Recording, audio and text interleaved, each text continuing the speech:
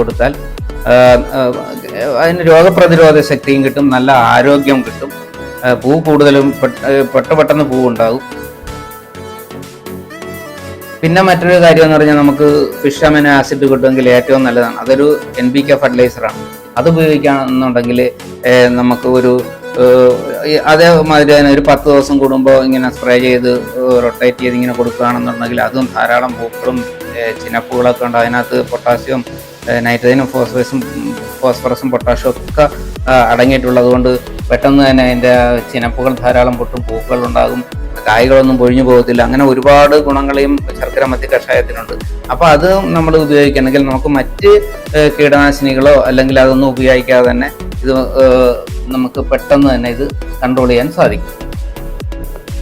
പിന്നെ മറ്റൊരു രോഗം എന്ന് പറയുന്നത് മുഞ്ഞയുടെ ആക്രമണം. മുഞ്ഞയുടെ ആക്രമണത്തിന് നല്ലൊരു പ്രതിവിധിയുണ്ട്. നമ്മുടെ ചുവന്ന ഉറുമ്പുണ്ടല്ലോ, ആ ഉറുമ്പ് ഏതെങ്കിലും മരത്തിൽ